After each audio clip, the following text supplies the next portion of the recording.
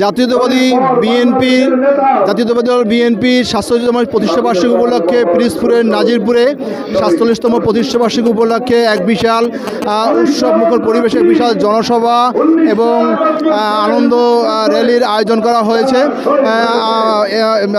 Fascist Awami League সরকার পতনের পরে দীর্ঘ 1 বছর পরে এই উৎসবমুখর পরিবেশে এই জনসভা আয়োজন করতেছে। এখানে আমরা দেখতে পাচ্ছি হাজার হাজার নেতাকর্মী বিভিন্ন ইউনিয়ন থেকে আসলে অংশগ্রহণের জন্য নাজিরপুরে এই যে টাইমস টাওয়ারের এই মাঠে আসলে এখানে সমবেত হয়েছে। এখানে কেন্দ্রীয় নেতা জনাব কাজী রনকুল ইসলাম টিপু, বন ও পরিবেশ বিষয়ক সহ সম্পাদক, উনি উপস্থিত আছেন।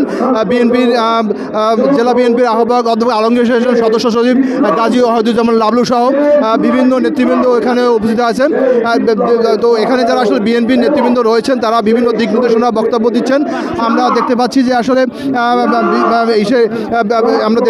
যে আসলে বিগত সরকার পতনের পর, ফ্যাসিস্ট সরকার পতনের পরে এই প্রথম পিরোজপুর নাজিরপুর উপজেলায় একটি উৎসবমুখর পরিবেশে বিএনপির প্রতিষ্ঠা বার্ষিকী পালিত হচ্ছে। তো সব মিলিয়ে আসলে দেখা যাচ্ছে যে এখানে যারা আয়োজন করতেছেন আগামী দিনে আসলে বাংলাদেশ পরিচালনার জন্য বিএনপি যে ভূমিকা রাখবে, বিএনপির নেতাকর্মীরা দেশ গঠনের যে ভূমিকা রাখবে এমনটাই দিক নির্দেশনা দেওয়া হচ্ছে এই জনসমাবেশ থেকে।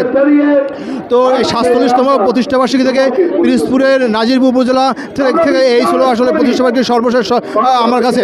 পিরোজপুর নাজিরপুর থেকে জিয়াউল হক জিয়া, সময় সংবাদ, পিরোজপুর।